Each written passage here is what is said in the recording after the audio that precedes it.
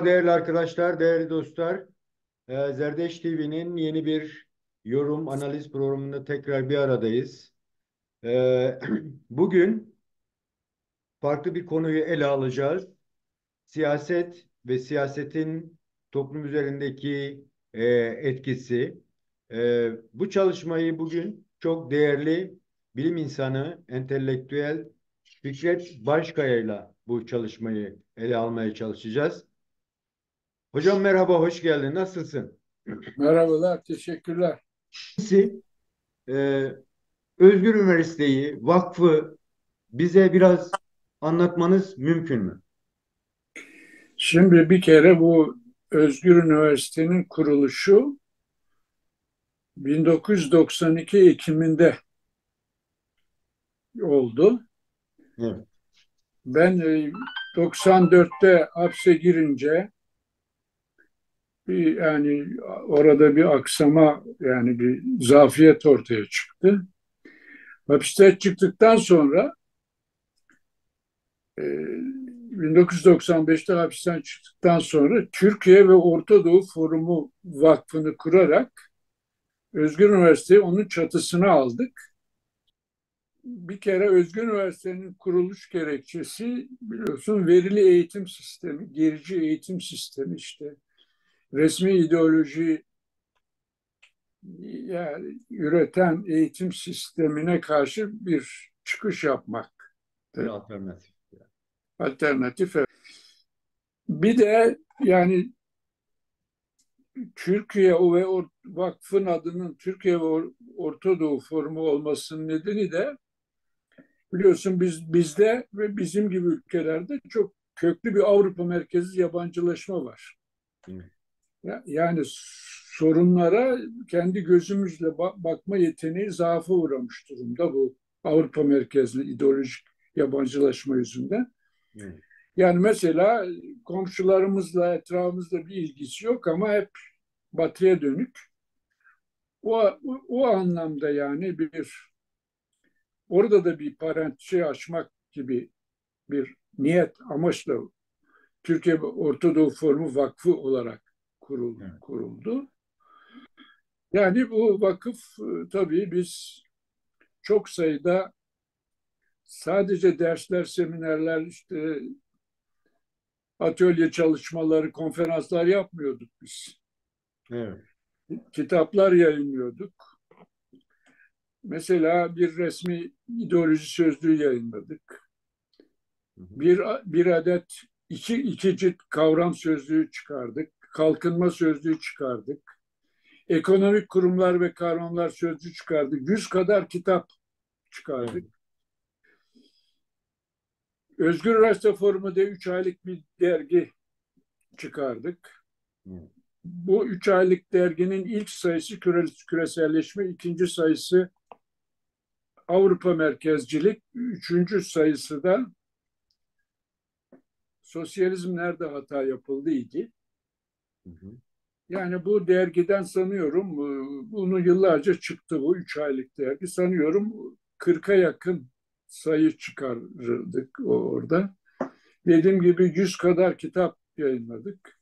Tabii bunu seçerken hani bu vakfın kuruluş amaçları da dahilinde seçilen kitaplar, Evet. çeviriler yayınlandık. Bazı çevirileri kendim yaptım, bazılarını arkadaşlar yaptılar. Yani şunu çok kompleksi söyleyebilirim ki belirli bir dönemde Özgür Üniversite olarak Türkiye'nin entelektüel hayatına etkili bir müdahale yaptığımızı Evet. yani ikirciksiz olarak söyleyebilirim. Yani özetle şunu söyleyebilirim. Yani bizim çabalarımız ki şu anda da devam ediyor tabii. Yani bu yani hem Avrupa merkezciliğe karşı bir duruş oluşturmak, Evet. resmi ideolojiye karşı bir duruş oluşturmak, resmi tarihe karşı bir duruş oluşturmak. Yani biliyorsun üniversiteler hiçbir zaman tevatür edildiği bir kurumlar değil üniversiteler. Evet. Aslında gericilik yuvaları bunlar ve verili düzeni yeniden üretmek üzere uzman yetiştiriyor. Entelektüel kaygıları olanı da umumiyetle barındırmıyorlar. Hani bizdeki batıdakinin kötü bir kopyası. Ben aslında eleştirel düşünceyi son derece önemseyen biriyim. Evet. Yani eğer kurtuluş olacaksa, eğer insanlık bu içine sürüklendiği bu yıkımdan çıkacaksa bir tek çaresi var bunun: eleştirel düşünceye hakkını vermek. Yani bu son derecede önemli. Maalesef tabii şimdi bir takım zaaflar, yani bir ütopya zaafı var. Halbuki geride kalan dönem, en kötü dönemlerde bile ütopya daima canlı, geride kalan dönemlerde. Evet. Mesela 1920'lerde, 30'larda o faşizmin en yıkıcı döneminde bile insanların umudu vardı vesaire.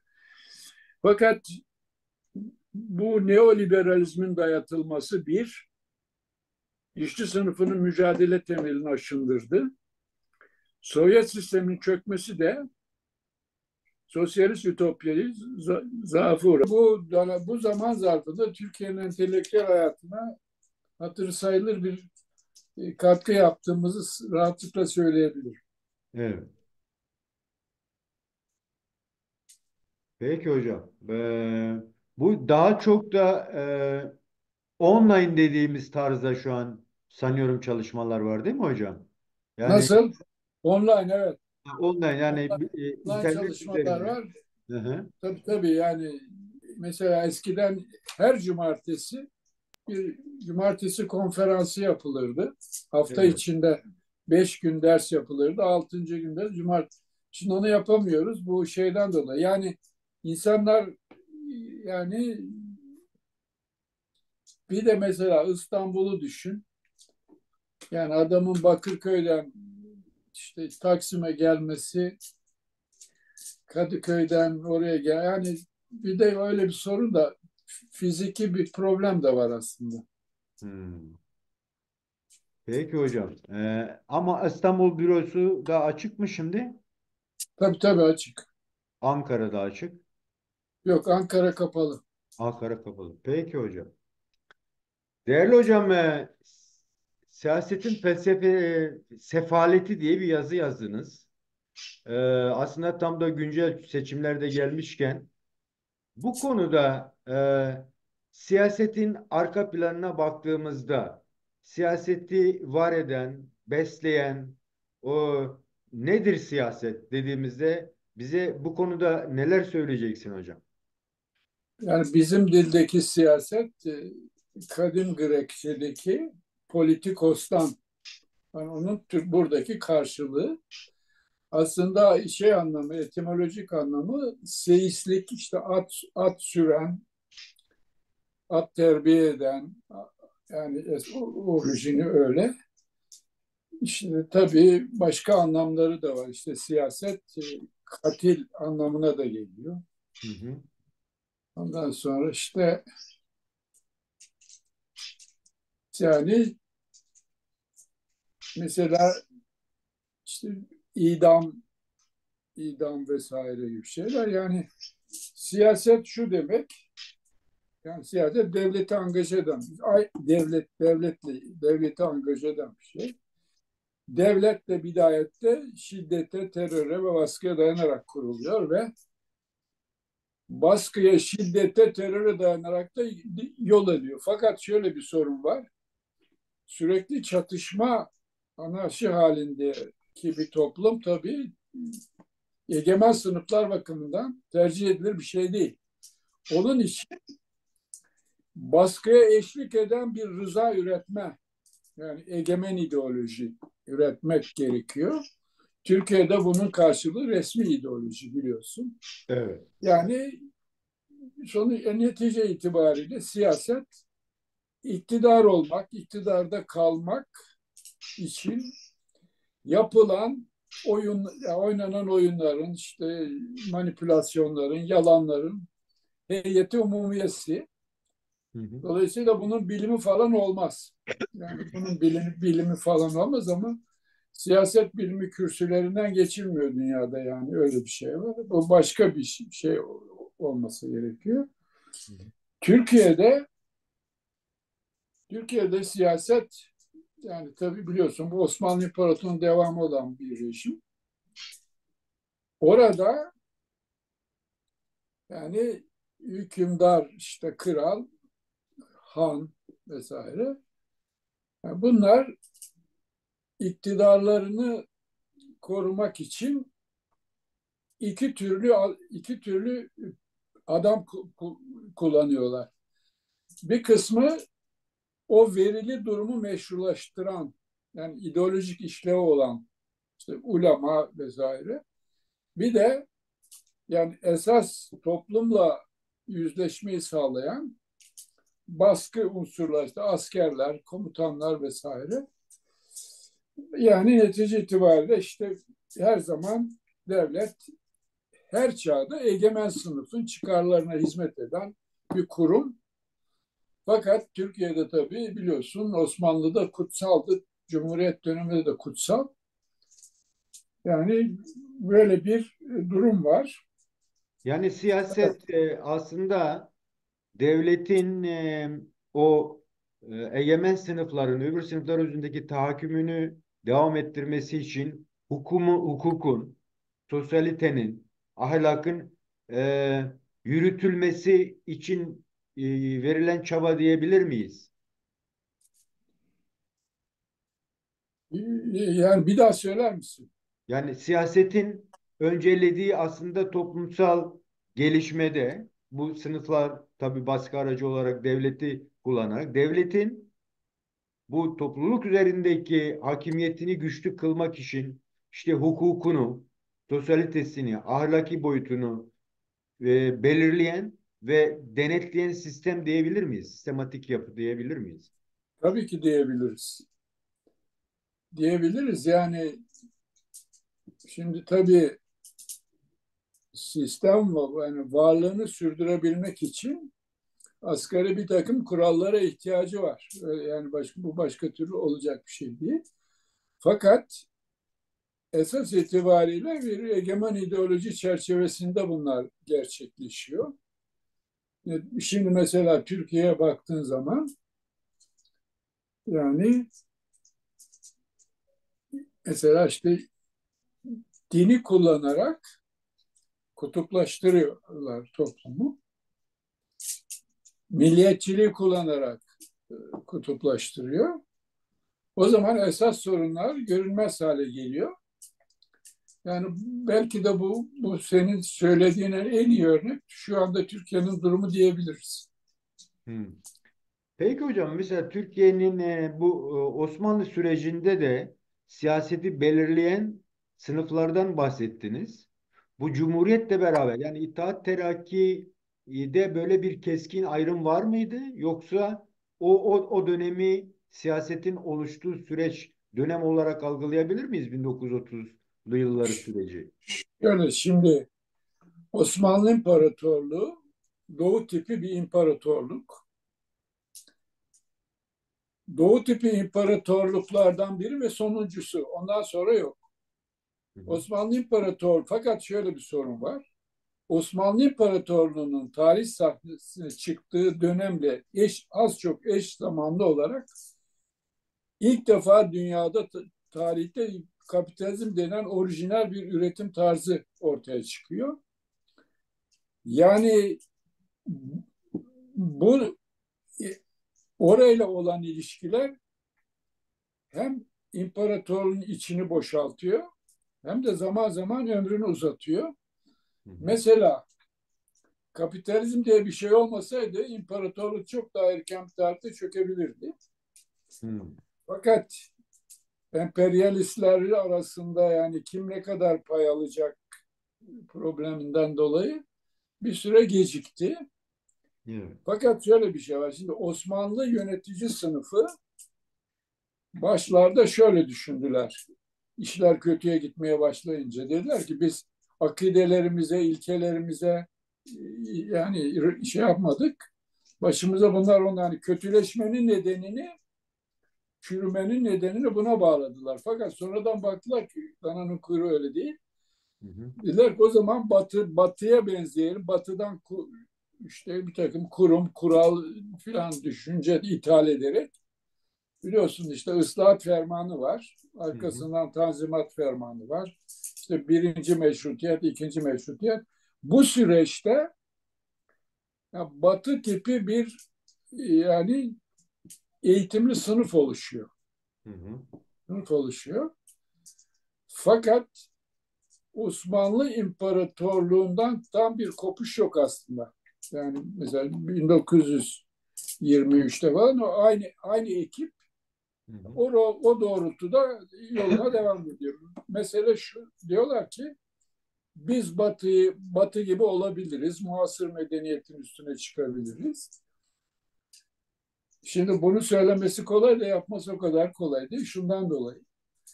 Sen kapitalist dünya sisteminde sömürülen baskı altında kalan taraftasın. Aradaki ilişki sömürü ilişkisi, bağımlılık ilişkisi, tabiyet ilişkisi, hakimiyet ilişkisi. Yani bu ne demek? Yani buradan oraya kaynak transferi ile yürüyen bir süreç bu. Hı hı. Şimdi bunda bir değişiklik yok. Bunda bir değişiklik yok. Yani 1923'te Hı hı. biliyorsun zaten İkinci Dünya Savaşı'ndan sonra da küçük Amerika olma tercihi yapılınca 52'de de NATO'ya dahil olunca Türkiye artık o tarihten sonra bir Amerikan uydusu olarak yoluna devam etti. 1980'de tabii ondan önce de darbeler var. 80'deki bu Amerikancı NATO'cu darbe, işte 24 Ocak kararları, 80 evet. 24 Ocak kararları da, yani faşist darbe olmadan uygulanabilir değil. Evet. İşte dediler ki Türkiye ekonomisi, Türkiye dışa açılacak, ihracat öncülüğünde büyüyecek. Aslında bu şöyle, dışa açılmak kötü bir şey değil ama nereni açtın, kime açtın, nasıl açtın önemli. Hı hı. Yani Türkiye 1980'den beri devamlı kan kaybediyor. Yani dışa açılma demek, yani bu ya Türkiye'de yapılan şekliyle dışarıya kaynak akışının derinleşmesi demek. Hı hı. Dışa açılma demek ekonominin iç eklemlesinin bozulması demek. Yani şu demek, ekonomide sektör arasındaki o yani bütünleşme kayboluyor. Dışa dönük olarak bu tecelli ediyor. O zaman işte sen Peki yani hocam şey ihracat yapıyorsun. İçeride içerideki üretim sürekli aşınıyor. Şimdi şu anda bak dikkat edersen tam bir yıkım hali var. İşte bu neoliberal politikalara itibar ettiği sürece de çöküş kaldığı yerden devam ediyor. Evet. Peki hocam şimdi böyle geri dönüşlü giderek aldığımız zaman eğer bunların oluşabilmesi için yani sağlıklı bir üretim sürecinin yaşanabilmesi için kurumsallaşmanın gerçekleşmesi için devletin en azından yani kapitalist, sosyalist veya demokratik devletin olgunlaşabilmesi için siyaset belirleyici bir konum. Evet.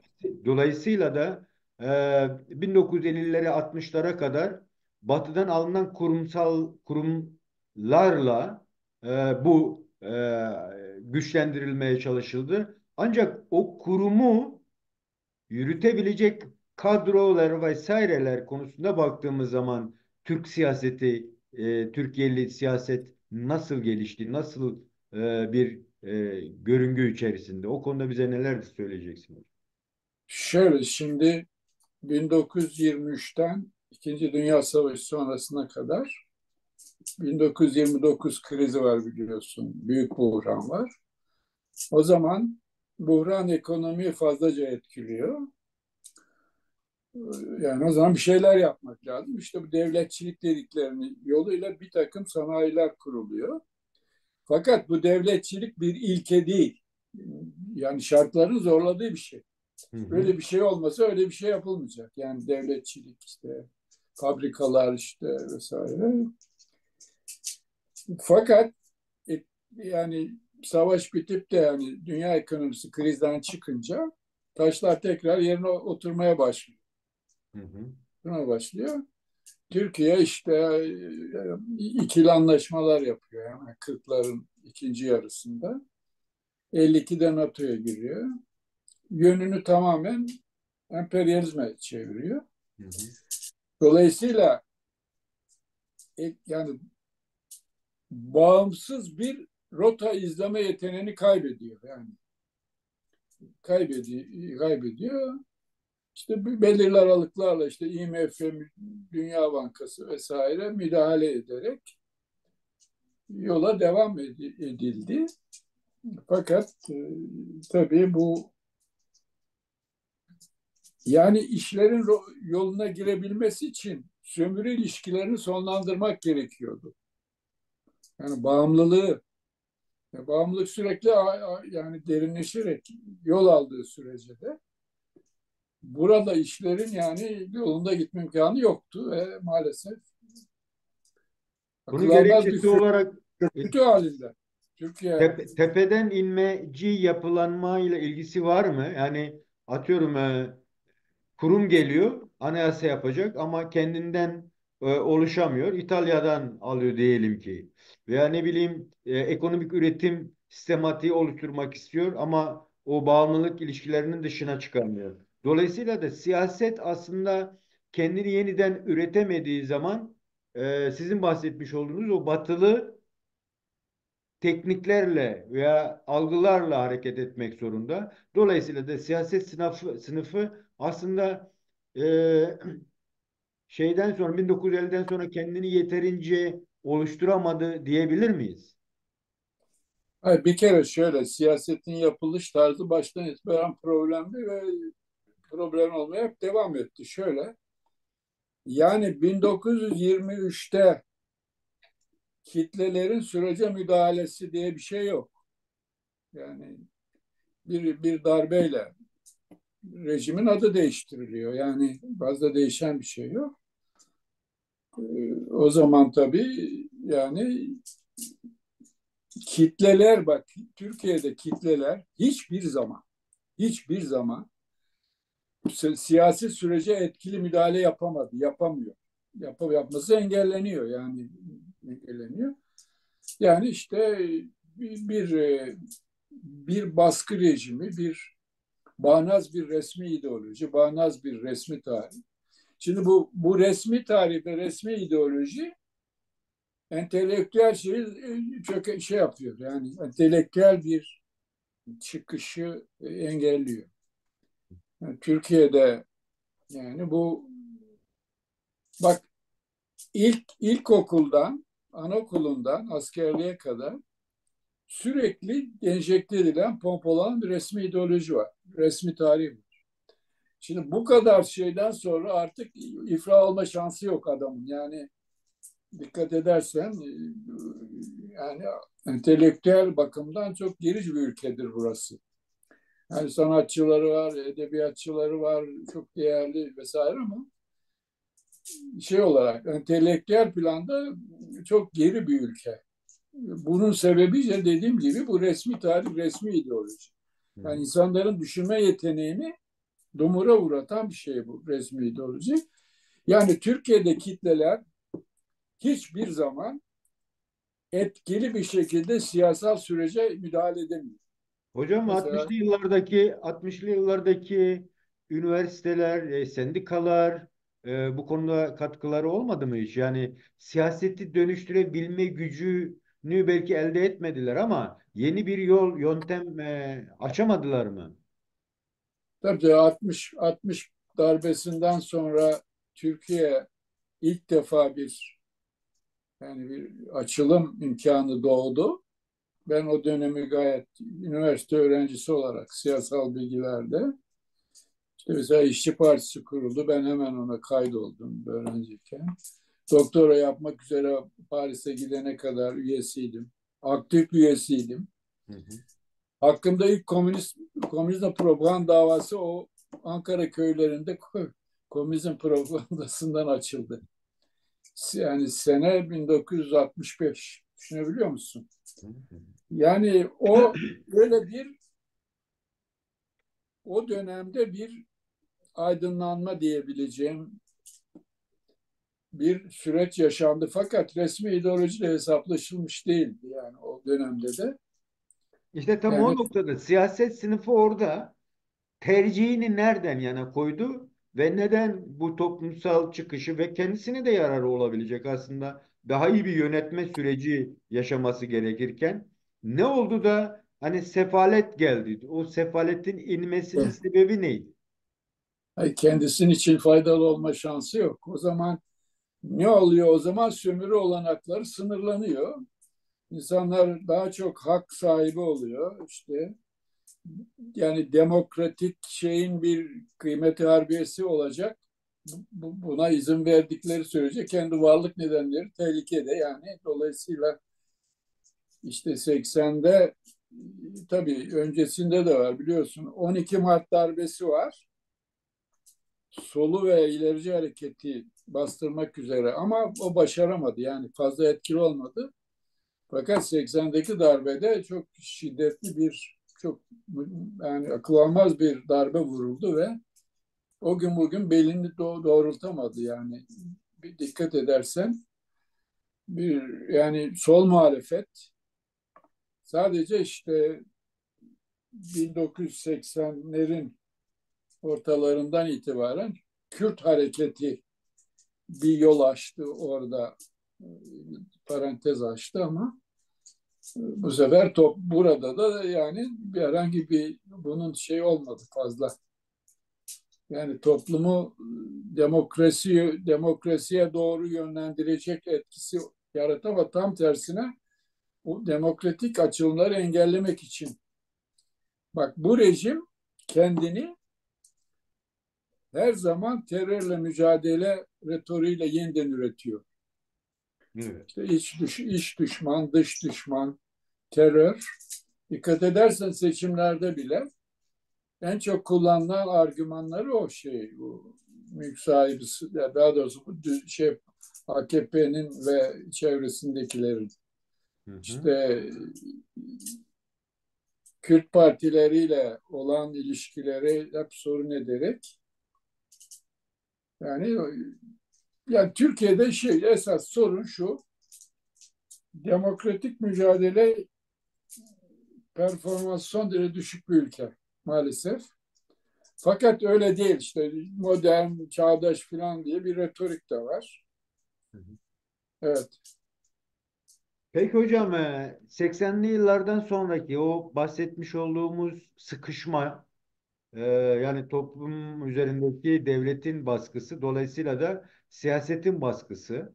Yani sorun çözücü değil, aslında sorun yaratan bir noktaya büründü. Ancak başka bir açılım da oldu kendi içinden. Yani öyle bir şey oldu ki düne kadar bastırılmış kadrolar artık o devlette, siyasada yer almaya başladılar 80'li yıllardan sonra. Ve 2000'li yıllara geldiğimizde aslında daha önce baskıladıkları grubun e, siyaseti yönlendirmesini eline almak gibi bir süreç yaşandı. Yani işte ezilmişlerdi, dışlanmışlardı, hor görülmüşlerdi. Muhafazakar kesimden bahsediyorum hocam. Yani dolayısıyla 12 Eylül darbesiyle de sol siyaset ve sol siyasa e, devre dışı, sendikalar, kurumsallaşmalar devre dışı bırakıldı. 2000'li yıllarda yeni bir siyasayla başladılar. Fakat bugün gelinen noktada bahsetmiş olduğunuz o sefalet ortaya çıktı. Yani siyasetin sefaletinin kökeni ne olarak anlattığınızda üç ayrı siyasal e, sınıftan bahsedilebilir veya siyasetçiden bahsediyorsunuz siz. Ne oldu da bu Türkiye'de tamamen gericileşti tamamen? Ee, O rotarıyı aşamadı. Yani bir türlü aşamadı. Ne oldu? Şöyle, şimdi bu ülkenin egemen sınıfları sadece bu bağnaz resmi ideolojiye dayanarak yönetemeyeceklerini biliyorlar. Tamam mı? Biliyorlar. O zaman ne yapacak? Dinci gericiliği yardıma çağıracak. Yani işte diyor işte efendim işte tarikatlar, cemaatler işte kurumları sızdı falan. Sızdırılıyor. Yani ne olacak? Sen toplumun uyanmasını engellemek için yani ne olacak? Dini devreye sokacaksın. Fakat şöyle bir şey var. Şimdi mesela diyorlar yani Türkiye layıktır, layık kalacaktır. Evet. Layık değil ki Türkiye. Hiç layık olmadı ki. Kısmi bir laiklik var gerçekten işte hukuk filan alanında ama Diyanet İşleri Başkanlığı gibi kurum devletin göbeğinde bulunduğu sürece Hı hı. bir sürü bakanlıktan daha büyük. Sen onun adına bakma. O bakanlık o. Hı hı. Örgütleniş tarzına bak. Evet. Aynı bakanlık. Ya. Üstelik müthiş kaynak şey yapan bir şey. Dolayısıyla yani dinci gericiliği yardıma çağırarak yola devam ettiler. Bu geri kalan işte 20 yılda, Yani 21 yılda. sistem kendini yenileyebilmesi için aslında yeni bir Yok, varlığını trend. sürdürebilmesi için Evet. yoksa yenileme değil de hani Ha, yenileme yenileme derken olumlu sürdürülebilirlik. bir şey değil, yok. Evet. Yani sen bu ne oldu o zaman? Şimdi bak bu çöküşün iki nedeni var. Biri başta söyledim 1980'de alınan viraj. Tamam mı? Neoliberalizme teslim olmak. Ekonominin içini boşaltan bir şey bu. İkincisi bu Tayyip Erdoğan ülkeyi dedi bir şirket gibi yöneteceğim dedi. Tamam mı? Ve yönetiyor da. Hı hı. Şimdi bak her şeye rağmen devletin mantığı ayrıdır. Şirketin mantığı ayrıdır. Kapitalist bir işlev mantığı aykırıdır. Dolayısıyla işlerin bu kadar sarması yani çökmesi bu rezil durum bu durum o işte devleti şirket gibi yönetme tercihinden doğdu. Ya bu kadar berbat olamazdı. Sefalet, korkunç bir sefalet var. Bir de ülkenin bak ülke satılığa çıkarılmış bir manzara arz ediyor. Bu maden şirketleri, uluslararası şirketler, enerji şirketleri Türkiye'yi tamamen kuşatmış durumda. Şimdi ne yapıyorsun sen? Toprağın altı gitmiş. Toprağın altı gitmiş. Takip ediyorsundur bunları. Ya. Yani her taraf ne yapıyor? Geliyor oradaki ormanı yok ediyor. Suları hapsediyor. Ondan sonra orayı çölleştirip defolup gidiyor. Bir bıraktığı bir şey de yok ha. Evet. Yani buradaki birkaç kapitalist biraz pay alıyor ondan.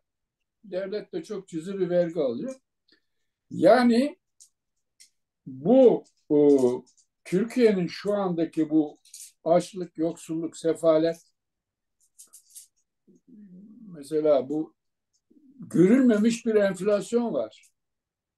Bak bugün bir şey al, şunu al, tamam mı? Haftaya git aynı fiyata bulamıyorsun. Hı. Tırmanma var, muazzam bir yoksulluk var. Fakat buna rağmen işte terör şey yapılarak, din bir taraftan devreye sokularak, işte medyatik imkanlar işte yani ne diyecektim, sosyal medyayı falan manipüle ederek hala toplum belirli bir kesimini iş yapabiliyorlar. Aslında bak bu ülkede her şeye rağmen layık bir potansiyel şey yani modern bir potansiyel var. Hı hı. Modern bir potansiyel var. Fakat realize olamıyor. Örgütlenemiyor. O örgütlenemeyince de karşı taraf yani bir sıfır öne geçiyor yani öyle.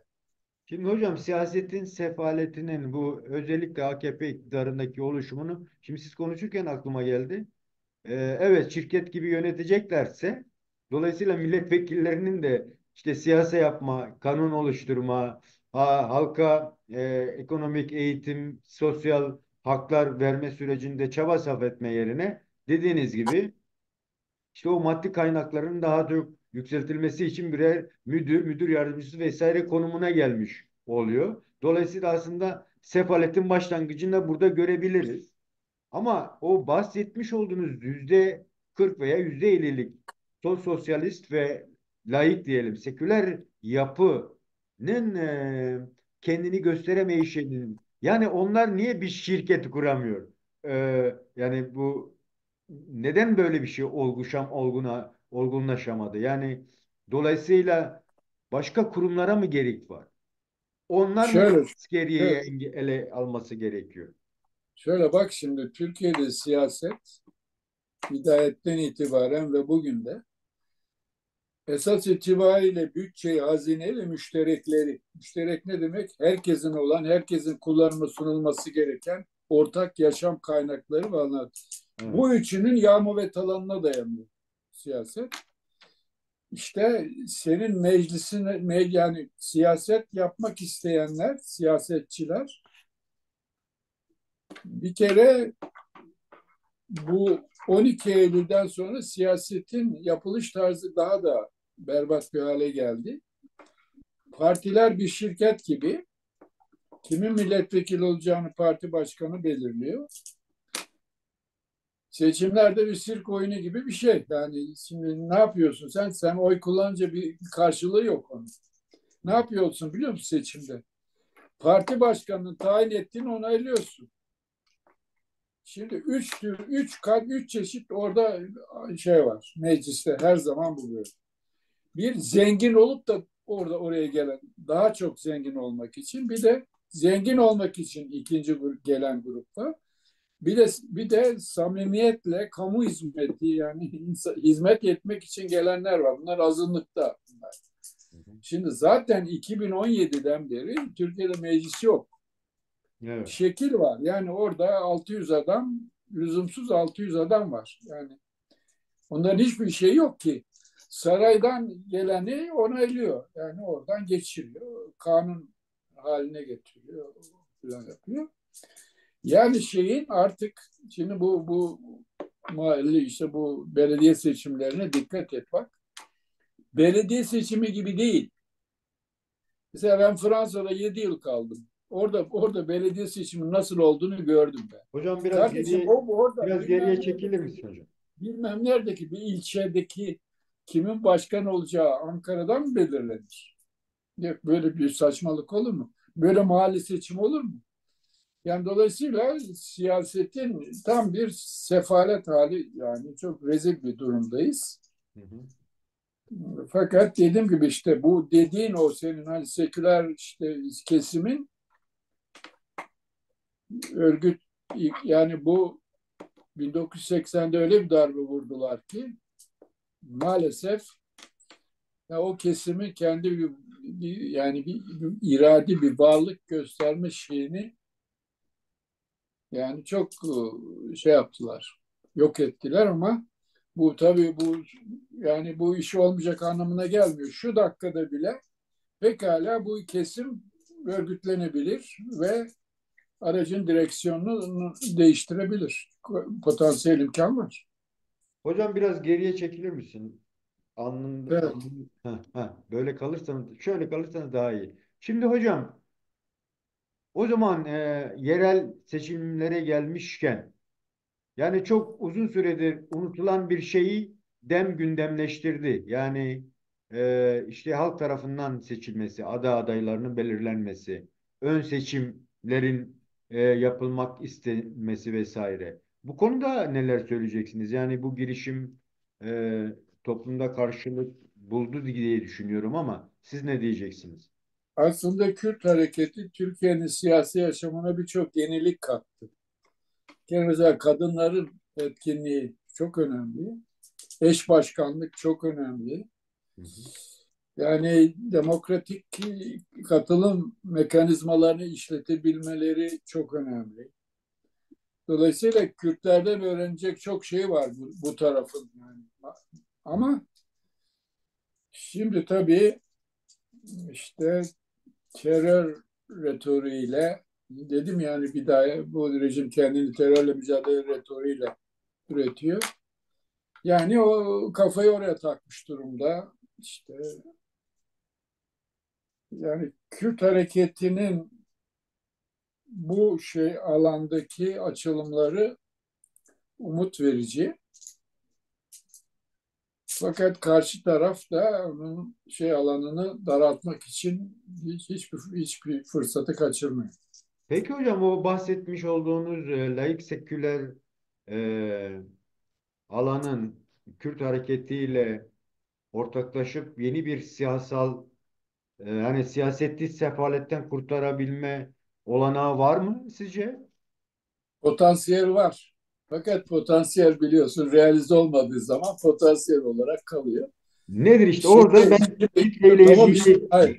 hayır o o seküler kesimin de bir zaafı var. Şöyle resmi tarih, resmi ideolojinin etkisinden tam kurtulamayınca Kürt hareketine bakışında bir yani sorun çıkıyor ortaya. Sen onu gayet iyi bilirsin. Evet. Yani netice itibariyle şimdi Kürt deyince, Dem deyince, işte Hadep deyince bir adam geriye doğru bir şey Harika. yapıyor.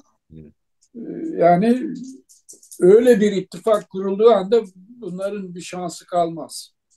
Hı. Çok radikal bir değişikliğin önü açılır. Fakat dediğim gibi bu taraf da yani biliyorsun iktidar muhalefeti de belirler durumda Türkiye'de. Yani Evet. sınırını belirliyor onun. Mesela Kürtlerle ilişkinin sınırını belirliyor. Bu çok tuhaf ve çok rahatsız edici bir şey. Evet. Düşünebiliyor musun? Evet. Yani işte çok dikkatli işte vesaire. Yani dikkat et. Bak şimdi kaç kaç bu Kürtlerin bu meclise bir parti olarak bağımsız yani Hı hı. girdiği günden beri yaşananları bir hatırla. Meclisten atmalar, hapise atmalar vesaire. Yani bu taraf, bu resmi ideolojinin bu zihinleri mahvettiği bir toplumda Kürt sorununa bakış hiçbir zaman gerektiği gibi değil. Hı hı. O zaman öbür taraf çok bu, muazzam bir koz öbür taraf için yani egemen cephe için muazzam bir koz bu. Yani bu dedi ama işte dediğim gibi yani bu bir de tabii Türkiye'de entelektüel az gelişmişlik. Yani çok okuyan çok ama entelektüel bir zaaf var. Nedir hocam? Entelektüel, entelektüel yani şu var. Yani verili resmi ideoloji dışına çıkamayan bir eğitimli kitle var. Hı hı. Sen onun dışına çıkamadığın sürece senin meymenetli bir şey yapma şansın yok. Yani o zaman işte bu politik arenada da onun yansımaları var. İşte bu şekilde olumsuz yansımaları var. Yani siyasete küskünlük diyelim. Siyaseti gerçekten yani iş yapan, toplumu değerleriyle beraber geliştiren, güçlendiren yapı değil de işte bu tür bahsetmiş olduğunuz şirketsel yönetimden kaynaklı bir pay alma süreci olunca entelektüel de uzak kalıyor tabii. Yani orada gidip o hesaplamayı yapamayacağına göre. Dolayısıyla aslında Kürt hareketinin dönüştürme gücü var diyor isek, entelektüelin veya üniversitenin veya toplumun öbür aydın kesiminin yaklaşımları niye bir türlü bir hareket kazanamıyor? Bir böyle dövünüm kazanamıyor sizce? Bir sebebi olmalı. Resmi resmi ideoloji oraya bir duvar örüyor, sınır koyuyor. O sınırı aşamıyor bir şey. O senin eğitimli dediğin kesim onu aşamıyor. Yani devlet gibi düşünüyor o konuda. Yani devlet nasıl bakıyorsa Kürt sorunu o da öyle bakıyor. Hı O hı. zaman da yani varlık nedeni problemli. Hani entelektüel az gelişmiş dedim bu. Yani entelektüel ne yapıyor? Entelektüel gerçeğin peşine düşene deniyor. Yani hiçbir egemen resmi ideoloji kategoride itibar etmeyen entelektüel o. Hı. Çok iyi. Yani tabii entelektüel Türkiye'nin bu zaaf müthiş bir şey. Yani Hı hı. müthiş bir şey. İşte Kürt şimdi tabii rejim de terörle mücadele işte retoriğiyle kendini çok rahat üretiyor. Üretti bugüne kadar. Diyeceksin ki bu böyle sürer mi? Yani sürmemesi potansiyel öyle bir olasılık var ama Hocam buradan bir soru sormak istiyorum. Şimdi bugünkü iktidar dediğim gibi muhafazakar kitleye dayanan, dolayısıyla da 2000'li yıllara kadar bastırılan, yani inanç boyutuyla işte tamam siyasetin içine alıyorlardı ama sistemin devam etmesi için de. Ama şimdi o kitle iktidar olmanın bilincini taşıyor diye düşünüyorum ben. Dolayısıyla bütün sıkıntılara rağmen iktidara can havliyle sarılmış durumda. Çünkü yani Kemalist o yapılanmaya dönmek istemiyor. Çünkü kendilerine göre çok baskıcı bir sistem geldi. Bu nereye kadar gidecek? Yani bu yoksullaşmayla beraber, tükenmeyle beraber yani bütün boyutlarıyla. Hem ekonomik hem sosyal hem eğitim boyutuyla hukuk yok. Yani bu kitlenin de kendi içinde dönüşme olasılığı var mı sizce? şimdi tabii böyle bir potansiyel bir olasılık tabii ki var. Dikkat edersen ilk defa Türkiye'nin tarihinde emekliler her gün sokakta. İzliyor musun bilmiyorum. Evet. Her gün sokakta. Fakat şöyle şimdi bu dinci kanat, senin muhafazakar dediğin kanat, Cumhuriyet tarihinde ilk defa iktidara yamanmayı başardı. Ha, onu diyorum ya. Evet. Yaşardı ve onun nimetlerinden istifade ediyor. Diyeceksin ki hepsi ediyor mu? Büyük ölçüde ediyor. O Hmm. zaman da öbür tarafın yaşadığı onları ilgilendirmiyor. Bilakis bir de düşmanlaştırma çok yaygın. Yani mesela Evet. bizim gibileri çok rahatlıkla öldürülebilecek öyle bir şey var. Yani karşı tarafı yani Yok. kendisi gibi eşit bir şey olarak görmüyor. Dolayısıyla çok problemli bir durum bu. Yani çok berbat bir durum. Yani Ama dediğim gibi bu aşılmaz falan diye bir şey de yok. Mesela bu şeyde mesela ben son seçimlerde yani bu işsizlik, açlık, sefalet ortamında hiç kesinlikle yani işte bu Millet İttifakı pardon Cumhur İttifakı denilen kanadın seçimlerde kazanamayacağını düşünüyordum. Bak göstergeler yani bakıyorsun işte işsizlik diz boyu, toplumsal eşitsizlik berbat, baskı artmış vesaire. Buna rağmen az farkla kazandı. Onu ne kadar hile ne kadar değil onu da bilemiyoruz. Çünkü 1917'den beri daha da evveliyatından beri seçimler hileli. Şimdi hile yapma olanakları bu teknolojik gelişmelerden sonra bu dijital teknoloji daha da arttı. hı hı. Yani biliyorsun sosyal medyayı şeyi müthiş yani bu iktidar lehine kullanmayı başarıyorlar. Her Evet. gün bir şey başarıyorlar. Yani bu mahalli seçimler bu bizim tartışıp meseleyle ilgili bir fikir verecek senin dediğin bakımından. Hı hı. Yani tamam şimdi şöyle bir şey var. Bu dinci kanatta hilafeti getirmek gibi yani daha doğrusu bir İslam emirliğine dönüştürme projesi var. Köklü bu eskiden beri olan bir şey. Hı hı. Yani diyorlar ki burasını biz İslam emirliği yapacağız. Fakat bunların nüfusu o kadar çok değil. Anlatabiliyor muyum? %15-20'yi geçmez bu. Öbür tarafta %80-85 var. Fakat işte bu devlet olanaklarından yararlanma. Şimdi iki türlü hukuk var Türkiye'de ve hukuk diye bir şey yok. Eğer AKP yanlısıysan atış serbest. Yani her şey yapabiliyorsun. Hı hı. Yani hakkında dava ya açılmaz ya da açılırsa ilk celsede çıkarsın, yani öyle bir şey var. Bir şeye bağlı bu, yani ekonomik belirleyicilik da bir önemsiz bir şey değil. Bu sefalet şöyle şimdi, hiç ufukta bir olumlu gelişme imkanı yok. Yarın daha kötü olacak, öbür gün daha kötü. Bu kesin. Şundan dolayı kesin. Ekonominin üretim yeteneği bitmiş. İşte diyorlar ki Avrupa %0,5 bile büyümüyor. Biz %4,5, 4 büyüdük falan. Şimdi bak, bu büyüme refahla ilgili falan bir şey değildir bu. Hı Ben hı. bu konuda çok yazdım, hala da yazıyorum. Büyüme sermayenin büyümesi. Kardeşim, sermaye büyüyünce senin durumun iyileşecek. Ne yapıyor? Yani ülkenin, yani emeğini sömürüyor. Vergi, akıl almaz vergi alıyor, onu sömürüyor. Onu kendi tarafında bölüştürüyor. Şimdi bu enflasyonu mümkün değil. Bak, bu yıl üret bu yıl ödenmesi gereken dış borç 236 milyar 300 milyon dolar. Bu muazzam bir şey bu. Yani düşünebiliyor musun ya?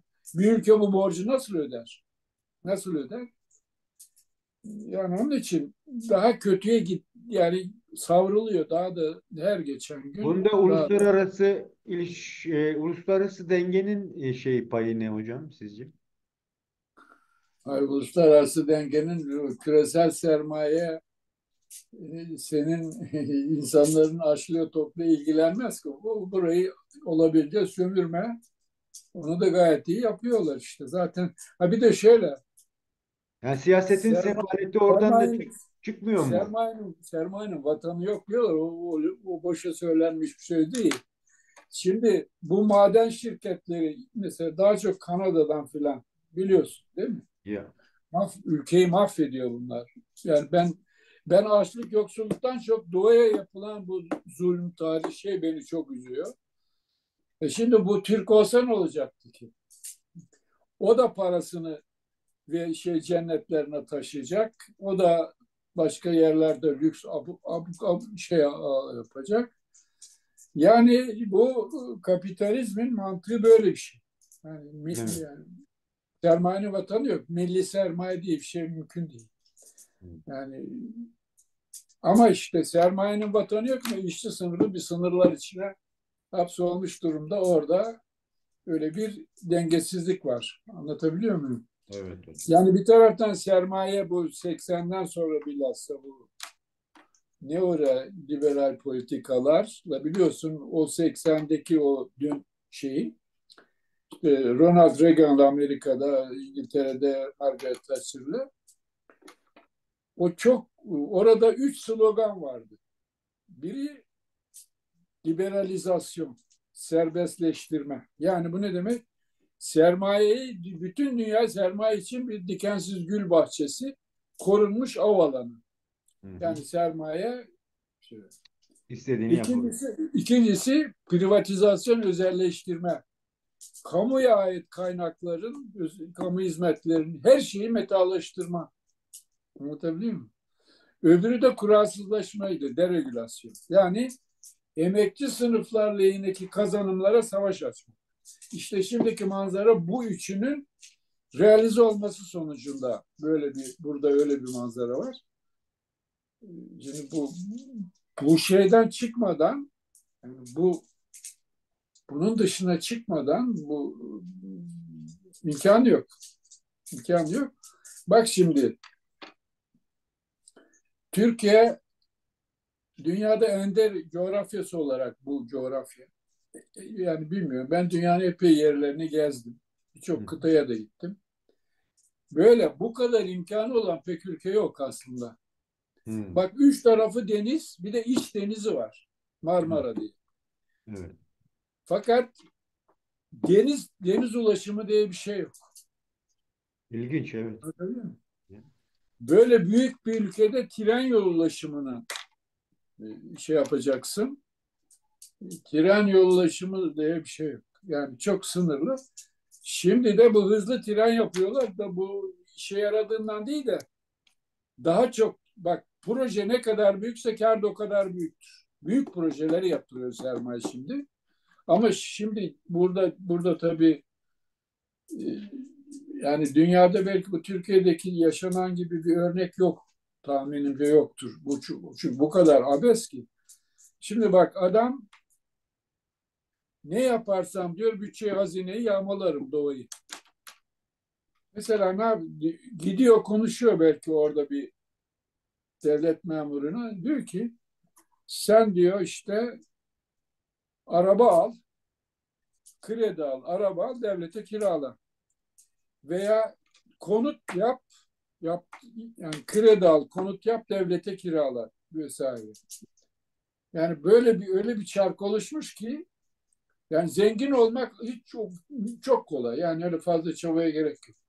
Yani devlet içinde bir tanıdık birisi olduğu anda bütün yollar sana açılıyor. Yani şey yapamazlar. Bu enflasyonla başa çıkamazlar.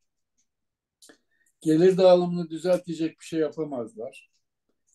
Ekonominin üretime yönelik ya Türkiye gibi bir ülkenin canlı hayvan ithal etmesi, et ithal etmesi sadece saçma değil, utanılacak bir şey.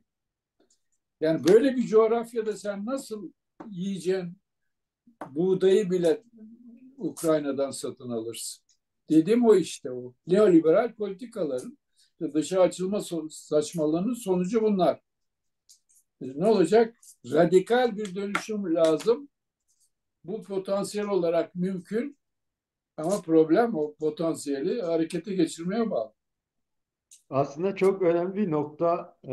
Çünkü uluslararası sermayenin toplumlar üzerindeki etkisine baktığımız zaman Türkiye'deki siyasetin sefaleti de çok net ortaya çıkıyor aslında. Çünkü yani atıyorum yani 2000'li yıllara kadar kör topal birikmiş olan yani birçok zihni sermaye diyelim, işte maddi sermaye diyelim. Bunların tümü bu iktidar sürecinde ağır adır bu bahsetmiş olduğunuz üç ilkeyle yani siyasi uluslararası sermayenin getirmiş olduğu kuralsızlaşma, kurumlar yok oldu. Meclis yok, kanun yok, hukuk yok, işte üniversite çalışmıyor.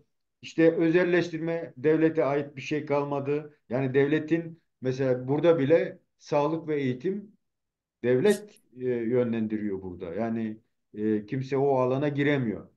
Örnek olarak ve serbest ticaret. Dolayısıyla aslında Türkiye'deki siyasetin sefaletinin kökeninde de bu yatıyor diyebiliriz. Ve siyasetçiler de dolayısıyla işte İda Dağı'na bakıyorsun, dağ gitmiş. Niçin? Birkaç kilogram altın için veya birkaç ton diyelim. Dolayısıyla yani bu aslında yetmiyor. Toplumu tüketmeye de yetmiyor. Devleti yok etmeye yetmiyor. Sonuç ne olur hocam sizce? Yani bu yani çünkü savaşla aşılabilir mi bu? Sizce gelme olasılığı olan 3. Dünya Savaşı'yla Bak bu aşılabilir mi? senin söyledikten bir şey hatırladım. Bak şimdi hatırlattın bana. Bak müştereklerden yoksun bir toplum var olamaz. Müştereklerden Ortak ortak o. yaşam alanlarını sıfırladılar. Evet. Her şeyi özelleştirdiler. Suyu yani bir hava kaldı. Hava da biliyorsun zenginler daha temiz havalı yerlerde. O da özelleştirilmiş sayılır. Çünkü yani her şey yani özelleştirilmiş bir şey yok. Ama müştereklerden yoksun. Bak Evet. ortak yaşam alanlarından, kaynaklarından. Yani öyle şeyler var ki bunları metallaştırmayacaksın. Yani çünkü müşterekler toplumu bir arada tutan tutkal. Tutkalı sen yok etmişsin. Yok etmişsin. Kimse bu konuya fazla şey yapmıyor. Yani her şeyi özelleştirmiş, paralılaştırmış, şeysizleştirmiş, nesneleştirmiş, soysuzlaştırmış. Yani yani dikkat et evden çıkan eve dönüp dönmeyeceği belliydi. Yani bunun bir de sosyal plandaki şeylerin yansımaları her geçen gün. Ya, Şimdi ev sahibi kiracıyı öldürüyor. Yani sen hatırlıyor musun gençliğinde falan böyle bir şey? Gerçi sen daha gençsin, gençsin benim gibi değilsin ama yani yok hiç lan hiç. ben mesela hatta kiracı idare ediyorlardı ya ben tanıyorum ya. Kardeşim diyor sen diyor bu kim artı şey yap. Ya, Şimdi diyor ki kira, tabii kiracı da ev sahibini öldürüyor. Bu ya, karşılıklı bir şey. Yani şu anda mesela milyonlarca insan kiraları ödeyememek, kirasını ödeyemiyor. ya. Birçok insan ısınamıyor ya, ısınamıyor. Şu an bu söylediklerim tevatür değil. Görüyoruz işte, yaşıyoruz.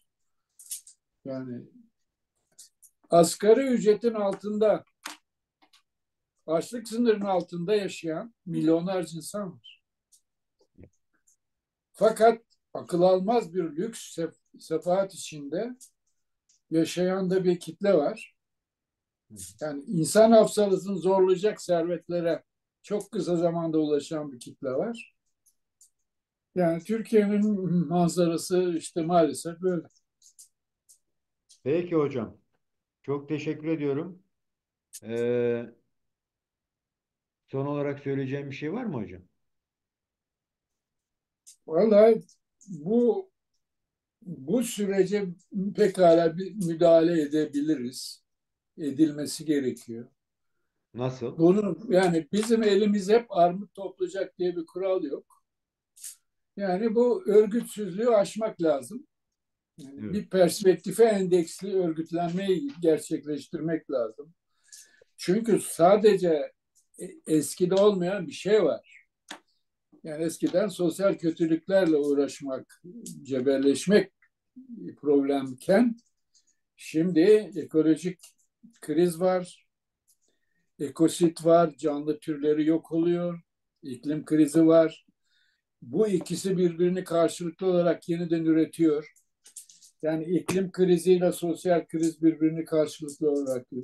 Dolayısıyla paradigmayı değiştirmek gereken bir kritik kavşaktayız biz. Evet. Ya bunu başarırız ya da yani bir şey ortamında yuvarlanmaya devam ederiz. Sana teşekkür ediyorum. Rica ediyorum hocam. Bitirmeden şeyi de sormak istiyorum. Ee, Özgür Üniversitesi'nin çalışmaları nasıl gidiyor? Özgür Özel çalışmaları iyi gidiyor. Hı Fakat hı. şöyle bir şey oldu. Bu koronavirüsten sonra Hı. insanlar bir yerlere gelmektense evinden tabii ki bu iyi bir şey değil. Çünkü yani ilişki bu uzaktan olacak bir şey değil.